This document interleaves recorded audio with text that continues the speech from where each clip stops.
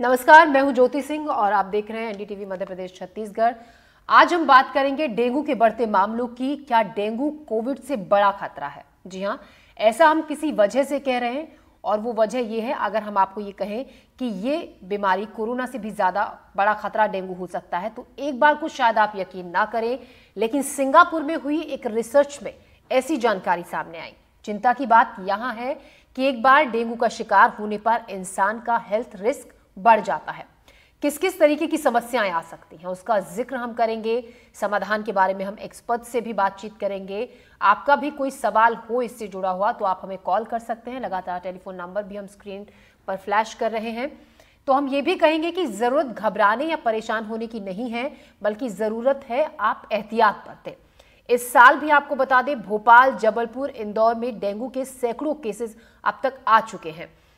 आपको भी कोई आपका अगर आने वाले वक्त में कहा यह जा रहा है जानकारों के मुताबिक कि मामले और ज्यादा बढ़ सकते हैं। हम अपने मेहमानों से जुड़ेंगे, लेकिन उससे पहले आपको कार्डियोलॉजिस्ट किसले श्रीवास्तव से खास बातचीत हमारे सहयोगी ने कहा था की थी इसी संकट पर। क्या कहा उन्होंने, आइए देखते हैं।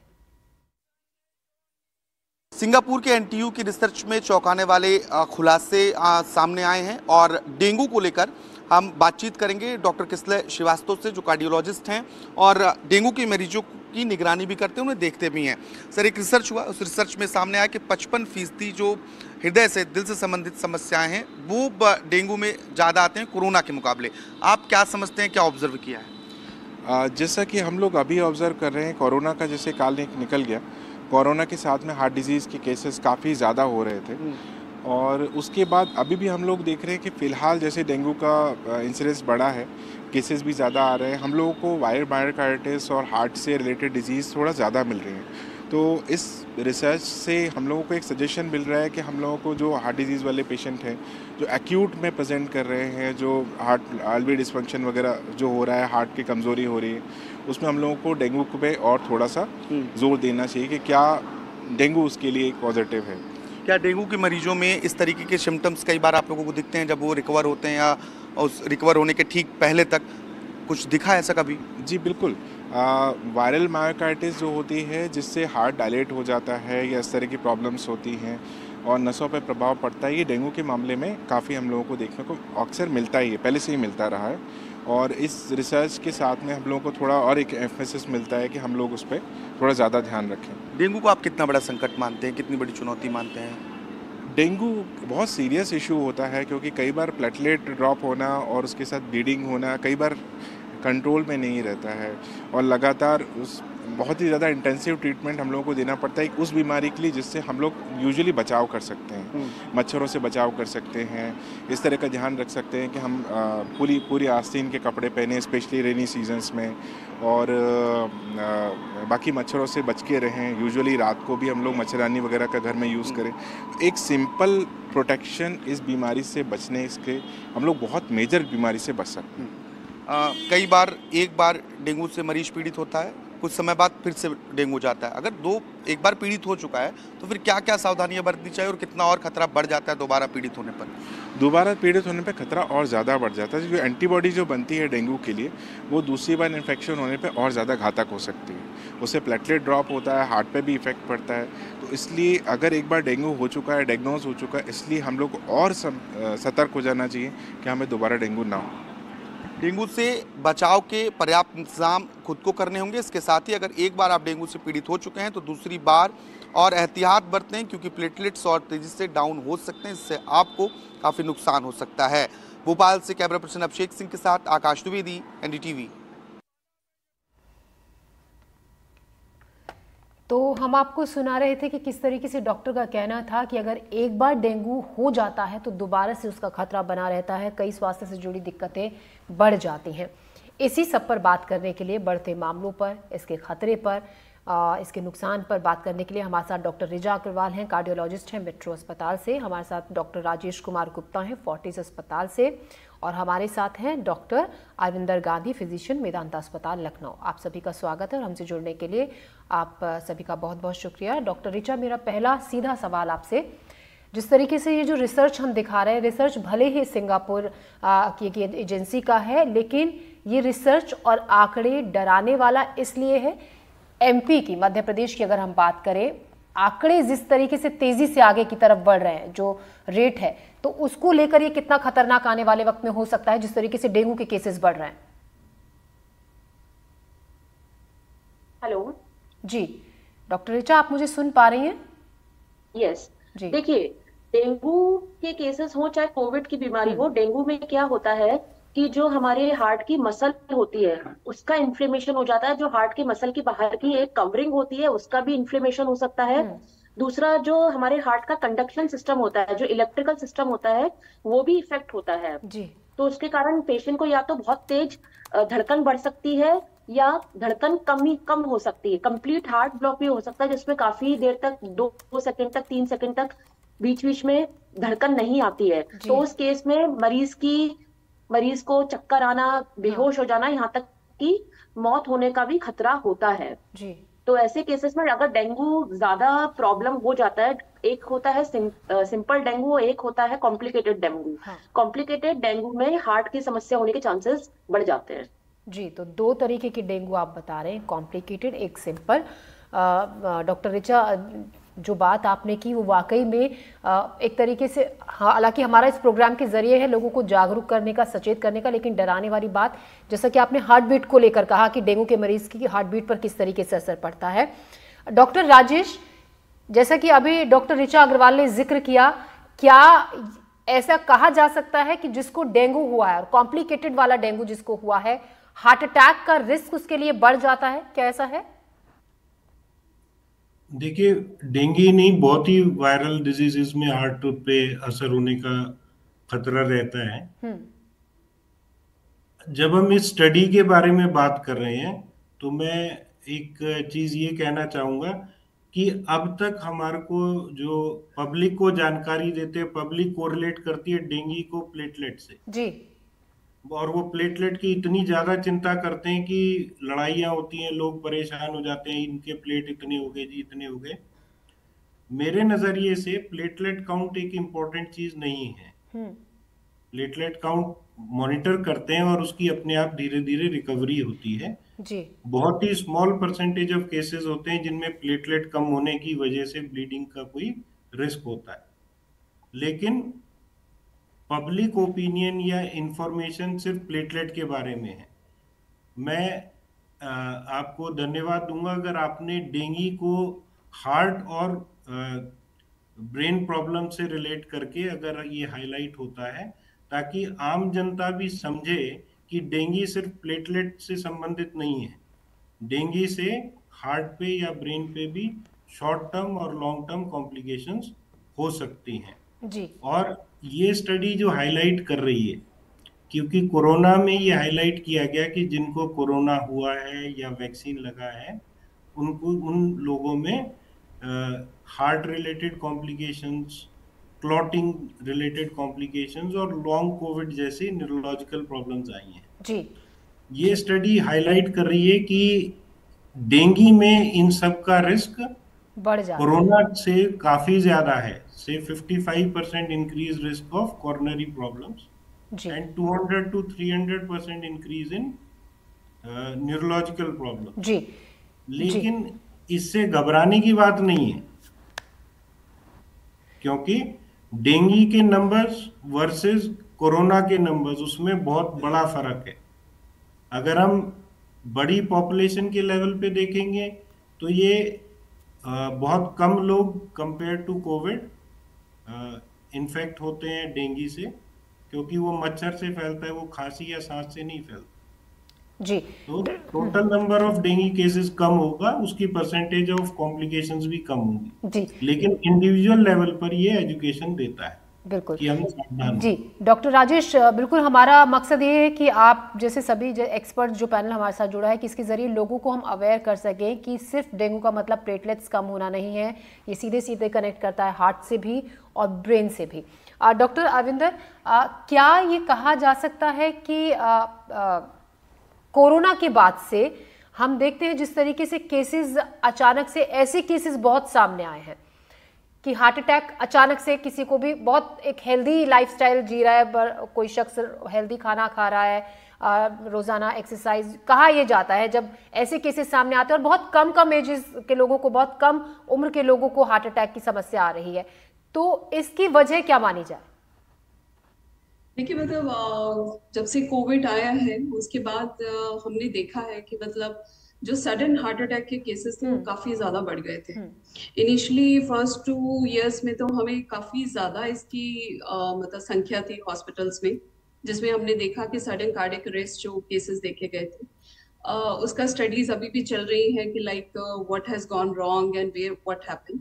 लेकिन मतलब मेन जो मुद्दा है कि मतलब ये भी था कि हमारा लाइफस्टाइल भी काफी चेंज हुआ है।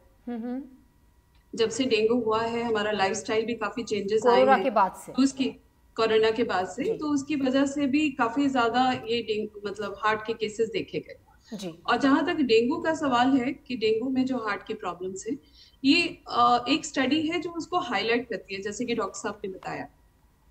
पर ऐसा नहीं है कि हमने ये सब चीजें पहले नहीं देखी थी। डेंगू को स्टार्ट हुए मेरे ख्याल से आज से 500 से 1000 सालों से डेंगू चल रहा है। लेकिन ये जो प्रॉब्लम्स है हम देखते ही हैं कि पेशेंट जब आते हैं तो उनको सांस की भी दिक्कत हो रही होती है, पेशेंट शॉक में भी होता है। तो बेसिकली डेंगू के पेशेंट में क्या होता है कि क्योंकि आपका कैपिलरी लीक बढ़ जाता है और प्लस बहुत सारे इन्फ्लामेटरी जो मार्कर्स हैं वो बढ़ जाते हैं, तो ये सारी चीजें आपके हार्ट के ऊपर असर डालती हैं। पेशेंट क्या जैसे इंटरनली वो डिहाइड्रेटेड रहता है लेकिन उनके जगह जगह पे पानी भर जाता है।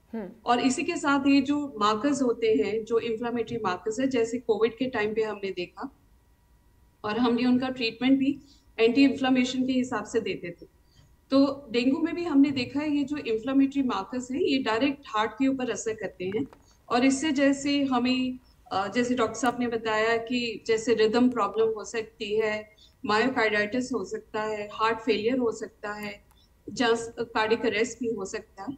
और इसके लॉन्ग टर्म भी साइड इफेक्ट्स हैं, क्योंकि जैसे अगर ये बुजुर्ग लोगों को होता है तो उनके बार बार एक बार ही अगर हार्ट की प्रॉब्लम शुरू हो जाती है तो उनका मॉर्बिडिटी बढ़ जाती है, मतलब उनका हॉस्पिटल में आना जाना बढ़ जाता है जी। तो हाँ। ये डेंगू के थोड़े से साइड इफेक्ट्स, थोड़े से नहीं काफी ज्यादा साइड इफेक्ट्स में एक है जी। डॉक्टर अरविंदर, देखा ये भी गया है बहुत से केसेस में, डेंगू के केसेस में ही, कि ठीक होने के बाद भी 31 से 300 दिन तक जो हेल्थ रिलेटेड दिक्कतें होती हैं वो बनी रहती हैं और कई बार ये काफ़ी बड़ी परेशानी भी निकलकर सामने आती है। तो ऐसे में आप क्या सलाह उन लोगों को देंगी जो डेंगू से ठीक हो चुके हैं, लेकिन आगे उन्हें क्या एहतियात बरतनी चाहिए ताकि जो दिक्कतें ऐसे मामलों में होती हैं वो थोड़ी कम उसको रिस्क को किया जा सके? तो एक तो बात होती है जैसे हमें डेंगू में जो केसेस मिलते हैं, एक तो माइल्ड टू मॉडरेट होते हैं जो कि सिर्फ हम ओपीडी में ही देखते हैं, और कुछ होते हैं जो सीरियस केसेस होते हैं जिनको हमें एडमिट करना पड़ता है जी। तो माइल्ड, लेकिन हर किसी केस में जब वो एक बार रिकवरी हो जाते हैं और जो एडमिटेड भी रहते हैं उनको डिस्चार्ज करते हैं, तो हमारी यही सलाह रहती है, क्योंकि एज सच हमारे पास डेंगू का कोई इलाज नहीं है, it is a supportive treatment. हम पेशेंट को सिर्फ सपोर्ट कर रहे होते हैं, चाहे उनका फ्लूइड हो, चाहे पानी पीना हो, चाहे जैसे भी हो। तो इवन डिस्चार्ज के बाद भी हम उनको यही सजेशन करते हैं कि अपनी बॉडी को डिटॉक्सिफाई करने के लिए सबसे पहले तो पानी का इंटेक अच्छा ही रखें और साथ में अपने खाने पीने का ध्यान रखें। और आगे मतलब जैसे डॉक्टर साहब ने बताया कि रिकरेंट डेंगू, जब डेंगू दोबारा होता है तो और भी दिक्कत की बात होती है, लेकिन सेम ईयर में नहीं होगा, लेकिन आगे उनको ध्यान रखना होगा कि नेक्स्ट ईयर भी जैसे डेंगू स्टार्ट होता है तो ऑब्वियसली वो लोग काफी सतर्क हो चुके होते हैं, तो अपने प्रिवेंटिव मेजर्स तभी से स्टार्ट कर देने चाहिए। और साथ में उनको इन सब चीजों का भी ध्यान रखना होता है, जैसे जरा सा भी कोई अगर मसल्स में पेन होना शुरू हो जाता है, क्योंकि डेंगू से मायोसाइटिस होने के खतरा रहता है, जहाँ हार्ट में कोई जहाँ सांस लेने में दिक्कत होती है, तो मसल्स पेन को भी काफी ज्यादा ध्यान रखने की जरूरत है। डॉक्टर राजेश, डॉक्टर हमें बताया जिस तरीके से डॉक्टर अरविंदर हमें बता रहे हैं कि किस तरीके से हमें ख्याल रखने की जरूरत है, लेकिन अगर एक शख्स को एक बार डेंगू हो चुका है और दोबारा अगर उसके लिए उसको डेंगू हो गया है तो ये कितना बड़ा खतरा उसके लिए हो सकता है और कैसे इससे बचा जा सकता है, क्या प्रिकॉशंस इसके लिए ली जा सकती हैं?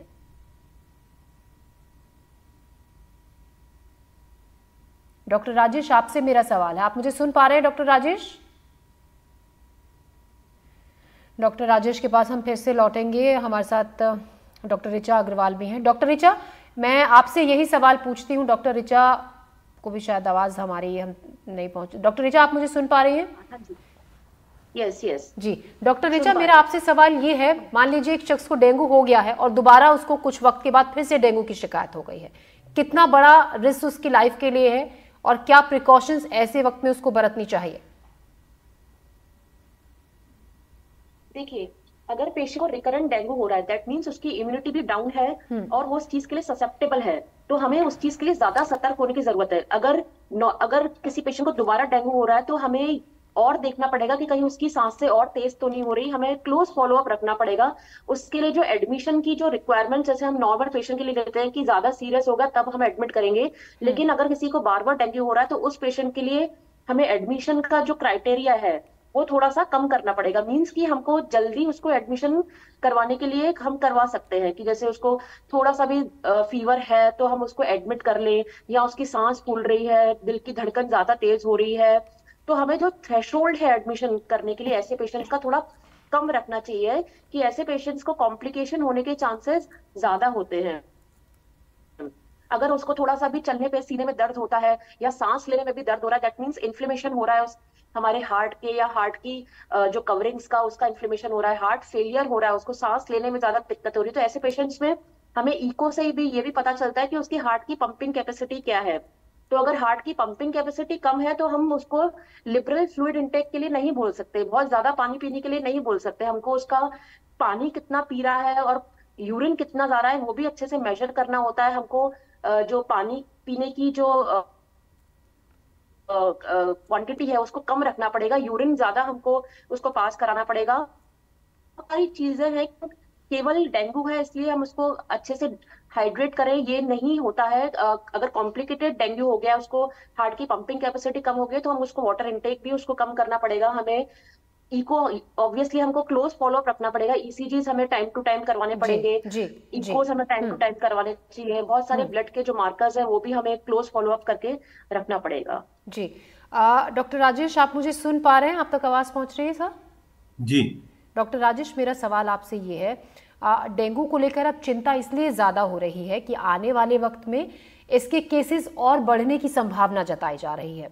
देश के कुछ ऐसे हिस्सों में बारिश जहां पर बहुत ज़्यादा हो रही है, अगर एमपी की हम बात करें, यहाँ पर हालत काफ़ी ख़राब है मौसम के लिहाज से अगर हम बात करें तो, और सबसे ज़्यादा मच्छर इसके पानी में ही इकट्ठा होते हैं, पानी में ही पनपते हैं इसके मच्छर। तो ऐसे में आप हमारे दर्शकों को अपनी तरफ से क्या सलाह उन लोगों को देंगे कि हम कैसे इन केसेस को बढ़ने से रोक सकते हैं, कैसे अपना ख्याल खास तौर पर रख सकते हैं, और क्या जो घरेलू उपचार बताए जाते हैं ऐसे में, तो क्या वो उपचार ज़्यादा काम करते हैं या फिर डॉक्टरी जो दवाई और ट्रीटमेंट होती है वो ज़्यादा कारगर साबित होता है? देखिए, पहला सवाल तो है कि हम बीमारी से कैसे बचें। तो ये हमें पता है कि ये मच्छर के काटने से ही फैलती है। तो मच्छर के काटने से बचने के लिए जितने भी लेवल पर प्रयास किए जाएं वो सब हमें करने होंगे। जो सरकार और नगर निगम के लेवल पर कि कहीं पानी इकट्ठा ना हो, हम लोग अपने घर के लेवल पर कहीं भी पानी इकट्ठा ना होने दें, और मच्छर से के काटने से बचने के सारे इंतजाम करें, इंक्लूडिंग मॉस्किटो नेट यूज करना, जो बहुत ही नेचुरल तरीका है कि जी जिसमें कोई प्रॉब्लम भी नहीं। मॉस्किटो नेट यूज करें, मॉस्किटो रिपेलेंट यूज करें, और किसी भी तरह से मच्छर के काटने से बचें। दोपहर बाद या शाम होते ही फुल स्लीव्स के कपड़े पहने, जूते मोजे पहने बाहर निकलें तो कवर करके निकलें कि मच्छर काटने का रिस्क सबसे कम हो। ये तो प्रिवेंशन पे होगा जी। दूसरा, अगर डेंगू हो जाता है तो अभी भी डेंगू में 99% लोग उनको कम ही सीवियरिटी का डेंगू होता है और उनको कोई जान का खतरा नहीं बनता है। तो जिनका फर्स्ट टाइम हुआ है वो अपने घर पे भी जब तक खुद वो मुंह से पानी ले पा रहे हैं, खाना खा पा रहे हैं, तब तक अलार्म होने की आवश्यकता नहीं होती। एक ही रेड फ्लैग जो डेंगू में होता है वो है कि उल्टी हो रही है और मरीज पानी नहीं पी पा रहा है, खाना नहीं खा पा रहा है। ऐसे मरीजों को तुरंत हॉस्पिटलाइज होना चाहिए। उससे पहले सबको हॉस्पिटलाइज होने के लिए, खासकर कि जी मेरे प्लेटलेट 80,000 हो गए इसलिए मैं भर्ती हो जाऊं, ऐसा नहीं करना है। डेंगू में उन्हीं पेशेंट्स को एडमिट करें जो ओरली नहीं ले पा रहे, जिनको आईवी फ्लूइड्स की जरूरत है, और उनको जरूर और जल्दी एडमिट करना चाहिए। दूसरा, जो प्रीवियस एक्सपोजर ऑफ डेंगू वाले पेशेंट्स हैं, जैसा डॉक्टर रिचा ने कहा, उनकी क्लोज मॉनिटरिंग बहुत आवश्यक है, ताकि उनकी कोई भी कॉम्प्लिकेशन हो तो उसे जल्दी से जल्दी डायग्नोज करके उसका संभव इलाज किया जाए। तो दोनों तरह से बचना भी होगा, और जिनको डेंगू हुआ है उनको घर पे सिर्फ एक लेवल तक, जब तक वो मुंह से खाना पीना ले पा रहे हैं तब तक घर पे रहना है, उसके अलावा अस्पताल जाना है। इसके अलावा जो नुस्खे की जी, इसके पत्ते खा लो, पपीते के पेड़ के जी, और ये और बकरी का दूध बहुत लाभदायक बताया जाता है, ये सब मिस इन्फॉर्मेशन है। प्लेटलेट का लेवल डेंगू के असर से कम होता है। प्लेटलेट की हाफ लाइफ 5 दिन की होती है, तो आज जो प्लेटलेट है वो मर गए तो 5 दिन बाद उसकी प्रोडक्शन धीरे धीरे बॉडी में अपने आप होती है। तो ये कहना कि जी हमने पत्ते खा लिए या हमने बकरी का दूध पी लिया या ये कर लिया इससे प्लेटलेट्स ठीक हो गए, ऐसा नहीं है। साइंस के हिसाब से प्लेटलेट्स 5 से 7 दिन में अपने आप वापस से बनने लगते हैं, और उसी टाइम का हमें इंतजार करना होगा। जी बिल्कुल डॉक्टर, मेरा यही इसी बात को क्लियर करना था, सवाल पूछने का मकसद कि क्या जिस तरीके से लोग कई बार जब परिवार में किसी को भी डेंगू हो जाता है तो भागदौड़ इस बात के लिए लग जाती है कि कहीं से पपीते के पत्ते लेकर आए जाएं, बकरी के दूध का अरेंजमेंट करने में लोग लग जाते हैं। वही मैं आपसे क्लियर पूछना चाह रही थी कि क्या वाकई में इससे असर पड़ता है या नहीं। जी डॉक्टर अरविंदर, क्या ये कहा जा सकता है कि जो डेंगू का मच्छर है, डेंगू के जो सबसे ज़्यादा केसेस होते हैं वो एक पर्टिकुलर उम्र के लोगों को ज़्यादा ये केसेस होते हैं, क्या ऐसा है? या फिर क्योंकि ज़्यादातर सिम्टम्स जो आते हैं वो बच्चों में इसके केसेस कम देखे जाते हैं, क्या ऐसा है? नहीं, एक्चुअली क्या है कि डेंगू का वायरस तो बेसिकली जैसे बोला है कि इम्यूनिटी पे डिपेंड करता है। तो बेसिकली जितना आपका इम्यूनिटी कम है उतना ज्यादा वायरल लोड भी ज्यादा रहता है। तो इशू यही है कि जैसे छोटे बच्चे होते हैं, तो जहाँ आप एडल्ट मान लीजिए, और डेंगू वायरल लोड कितना है ये भी डिपेंड करता है। और तीसरा, किस तरह का डेंगू, क्योंकि हमारे पास 4 तरह के सीरोटाइप्स हैं, तो उसमें से किस तरह का डेंगू आपको अफेक्ट कर रहा है, इन सब चीजों पे ये अफेक्ट करता है। ऐसे एज ग्रुप के हिसाब से उसको करना, मतलब वो बेसिकली आपका जो रिकवरी है उसको जरूर इंडिकेट कर सकता है कि हाँ इन केस के मतलब इस स्ट्रेटा के लोग के या इस एज ग्रुप में रिकवरी जल्दी हो जाती है, और इस एज ग्रुप में रिकवरी होने के जिनको ऑलरेडी अंडरलाइन कुछ ना कुछ प्रॉब्लम है, जैसे हार्ट का प्रॉब्लम है या और इश्यूज हैं, तो उनमें ऑब्वियसली वी विल एक्सपेक्ट कि हमारी रिकवरी थोड़ी सी लेट होती है। पर ऐसा, और बेसिकली द थिंग इज कि इम्यूनिटी का मेन इसमें रहता है कि आपका और डेंगू का कौन सा स्ट्रेन रहता है, उसके ऊपर डिपेंड करता है कि आपके शरीर में करता है किसको कितनी जल्दी ये हिट करता है। डॉक्टर रिचा, हिट करता है और किस मात्रा में हिट करता है, कितनी सिविरिटी के साथ हिट करता है। जी तो ये अगर आपकी इम्यूनिटी सिस्टम अच्छा है तो आप ठीक रहेंगे, स्वस्थ रहेंगे। तो बार बार यही कहा जाता है डॉक्टर्स की तरफ से कि अपने खाने पीने का ख्याल भी रखें, अपनी हेल्थ के प्रति आप अवेयर रहें। डॉक्टर रिचा, अगर मान लीजिए किसी को, क्योंकि कई बार ये भी होता है कि शरीर में कहीं दर्द हो रहा है, कुछ जोड़ों में दर्द हो रहा है, तो कई बार लोग ये भी मान लेते हैं कि हल्का सा बुखार होगा, ये हम अगर बुखार की टेबलेट लेंगे तो ठीक हो जाएगा। कई बार ट्रीटमेंट लेने में देरी इस वजह से भी हो जाती है, अपने जो प्राथमिक उपचार होते हैं लोग वो करना शुरू कर देते हैं गूगल पर सर्च कर कि अगर ऐसे सिम्टम्स हैं तो हमें ये दिक्कत है, ये दिक्कत है। तो इस देरी को कितना बड़ा खतरा माना जा सकता है ट्रीटमेंट मिलने में?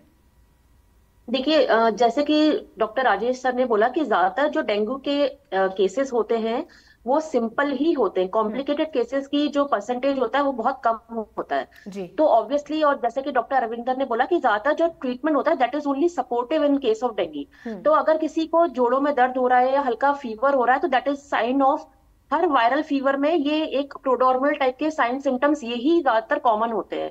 और इसमें अगर हम कॉम्बीफ्लेम या फिर किसी चीज की जो एंटी इन्फ्लेमेटरी दवाइयां हैं, दर्द की हुई इन्फ्लेमेशन करने की, वो लेते हैं तो ठीक है, इट्स ओके। लेकिन अगर वो लेने के बावजूद भी 3 से 4 दिन के अंदर आपका बुखार कम नहीं हो रहा है, या जो साइनस सिम्टम कम नहीं हो रहे हैं, वो परसिस्टेंट बने हुए हैं या और बढ़ रहे हैं, आपको खाने पीने में दिक्कत हो रही है जैसे कि डॉक्टर राजेश सर ने बोला, तो ये this is an alarming symptom. आपको सांस लेने में दिक्कत होने लग गई है, ज्यादा हार्ट बीट आपकी बढ़ने लग गई है या कम होने लग गई है, मीन्स कि आप 3-4 दिन का समय ले सकते हैं। अगर कोई भी टाइप के वायरल को सबसाइड होने में, वायरल इन्फेक्शन को सबसाइड होने में 3 से 4 दिन तो लगते ही लगते हैं। लेकिन इससे भी ज्यादा आपको प्रॉब्लम हो रही है, कम नहीं हो रही है चीजें बल्कि और बढ़ते रह रही है, तो these are the alarming symptom. और उस केस में फिर आपको जल्द से जल्द अपने नजदीकी डॉक्टर, फिजिशियन को, कार्डियोलॉजिस्ट को, पल्मोनोलॉजिस्ट को, किसी को भी दिखाना जरूरी है। जी, तो अगर ऐसे सिम्टम्स होते हैं तो जल्द से जल्द अपने नज़दीकी डॉक्टर से मिलना बहुत ज़्यादा ज़रूरी है। जाते जाते मैं तीनों से आपसे एक छोटा छोटा टिप्स चाहूँगी। जी जी डॉक्टर राजेश। एक मैं बहुत इंपॉर्टेंट चीज़ कहना चाहूँगा कि डेंगू के साथ जो बुखार है उसमें बुखार उतारने के लिए आइबुप्रोफेन, निमेसोलाइड, डिक्लोफेनेक ये दवाइयाँ बिल्कुल इस्तेमाल ना करें। जी डॉक्टर राजेश एक बार दोहरा दीजिए आपने जिन 3 दवाइयों के नाम बताए हैं। आइबुप्रोफेन जी, डिक्लोफेनेक, निमेसोलाइड, जी, ये दवाइयाँ प्रयोग नहीं करें, इनका एडवर्स इफेक्ट होता है। सिर्फ पैरासिटामोल सेफ है डेंगू या वायरल इलनेसेस में फीवर उतारने के लिए। पैरासिटामोल सबसे सेफ मेडिसिन मानी जाती है।